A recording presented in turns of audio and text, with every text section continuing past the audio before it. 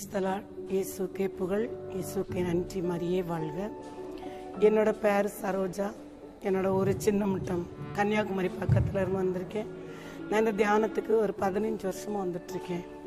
இப்போ 2 வருஷமாக என்னால் வர முடியாத சில சூழ்நிலைகள்.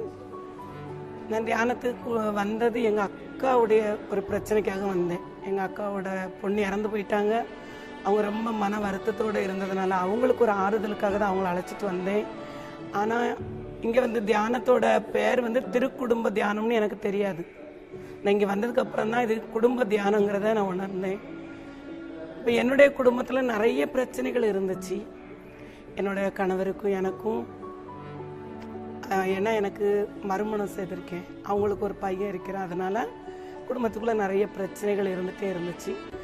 ஆனாலும் அதெல்லாம் பொருட்படுத்தாமல் எங்களுக்குள்ள ஒரு அண்டர்ஸ்டாண்டிங் அப்படி பண்ணி போயிட்டு இருந்தோம். இப்போ 2 மாதமாக நான் வந்து என் கணவர் மட்டும் பிரிஞ்சுன்னு சொல்ல முடியாது. அவங்க மகனுக்காக நான் தனியாக ஒரு வீடு வாடகைக்கு எடுத்து நான் அங்கே போயிருக்கேன், என் பிள்ளைகளோடு இருக்கேன்.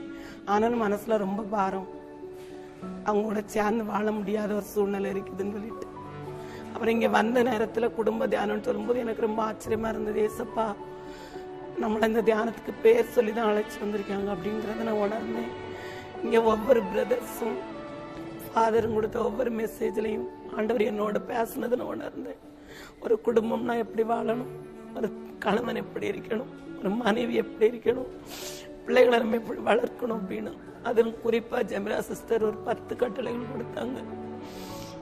அந்த 10 கட்டளைகளை நம்ம வாழ்க்கையில் ஒரு கணவனும் மனைவியை கடைபிடித்தாலே போதும், நம்ம குடும்பம் ஒரு மோட்சமாக இருக்கும். அவங்க சொன்னது மாதிரி அது ஒரு வெளிச்சமாக ஒரு ஒளியாக இருக்குங்கிறத நான் உணர்ந்திருக்கேன். இப்படியா கடவுள் என்னை இந்த தியானத்தில் அழைச்சி எனக்கு நல்ல ஒரு மன ஆறுதலை கொடுத்தாங்க. என்னோட கணவரோட வருத்தத்தில் தான் நான் வந்தேன். அவங்க என்னை மனைவியாக ஏற்றுக்கொள்ள முடியாத ஒரு சூழ்நிலையில் இருக்காங்க. முறைப்படி கோயிலில் ஃபாதர் சொன்னால திருப்பதியில் எங்கள் திருமணம் நடந்தது. ஆனால் நான் இங்கே ரொம்ப வேதனையில் வந்தேன்.